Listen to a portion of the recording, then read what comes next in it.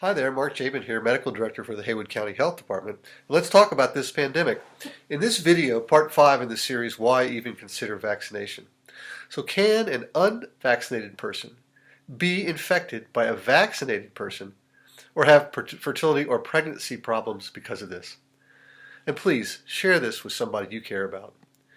There is a notion going around social media that suggests a vaccinated person actually sheds the spike protein produced by the vaccine, and other unvaccinated people can be harmed by this. This idea stems from the belief that the protein is inhaled or absorbed through the skin of the unvaccinated person and stimulates their immune system to produce antibodies that attack their cells. With respect to pregnancy and fertility, this speculation stems from a similarity between the spike protein and a protein that's part of the placenta called syncytin. Now, amino acids are the building blocks of any protein, and both of these share a similar, very short sequence of amino acids among all the amino acids in their makeup. The speculation is that antibodies made to the spike protein will also attack syncytin because they are so alike.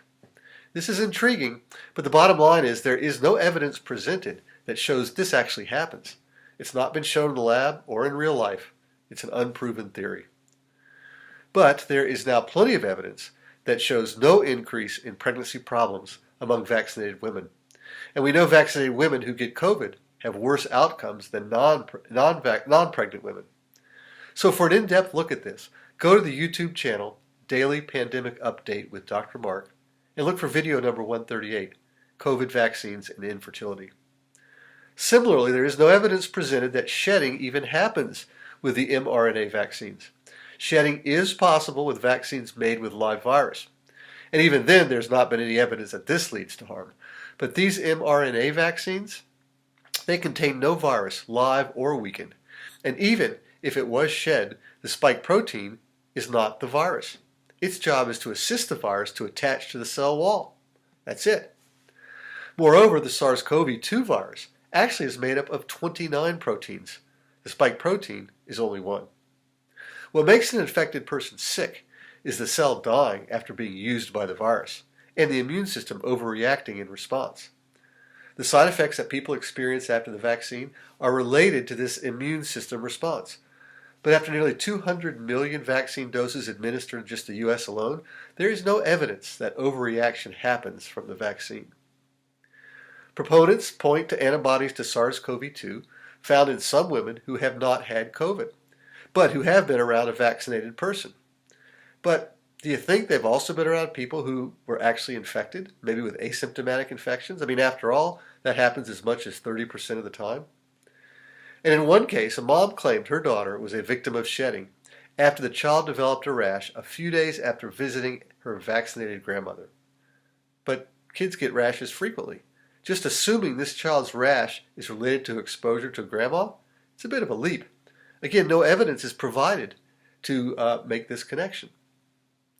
The mRNA that carries the instructions for making the spike protein into the cell actually degrades very quickly. The process does not go on indefinitely. mRNA is gone from the cell in about 24 hours, and the spike protein is gone in about 72 hours. If this process lasted indefinitely, you wouldn't need a second dose to be effective, would you? Now, the J&J vaccine, that does contain an inactivated adenovirus, but this virus does not cause COVID.